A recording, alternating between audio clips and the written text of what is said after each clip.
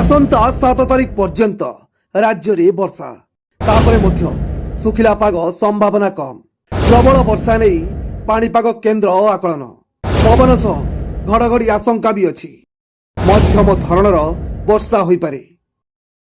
आसंता 7 तारिख पर्यंत राज्य में वर्षा प्रकोप जारी तापरे मध्य सुखिला पाग संभावना कम।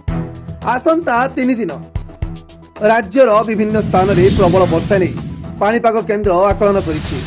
गांगेय पश्चिमबंग और पार्श्ववर्ती अंचल उपरे एक घूर्णिबलय अछि आउ एक ट्रफ लाइन ए घूर्णिबलय उपरे देई जाइछि। सेहिपरि मौसुमी टर्फ उत्तर पूर्व बंगोपसागर पर्यंत लंबिछि। एहार प्रभाव रे राज्य रे पाग वर्तमान मेघुआ रहिबा संभावना अछि।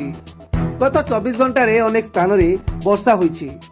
आज बाहुड़ा यात्रा रे राज्यर अनेक स्थान रे हालुकारू मध्यम धरणर वर्षा होई पारे। मयूरभंज केन्दुझर सुंदरगढ़ झारसुगुड़ा संबलपुर देवगढ़ गोटे दुईटी स्थान रे प्रबल वर्षा होई पारे। पवन सह घड़घड़ी आशंका भी अच्छी। बालेश्वर भद्रक जाजपुर केन्द्रापड़ा कटक जगतसिंहपुर अनुगुल ढेंकानाल बरगड़ रे वज्रपात और पवन होई पारे। आज पुरी रे पाग आंशिक मेघुआ रही पारे मध्यम धरणर वर्षा होई पारे।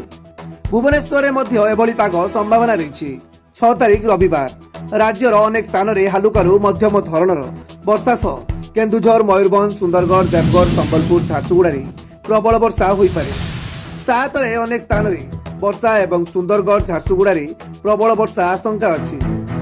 8 रु वर्षा परिमाण कमी पारे तथापि अल्प केतेक स्थान रे वर्षा रहिबानी आकलन करा जायछि। ब्यूरो रिपोर्ट 10 बजे टीवी।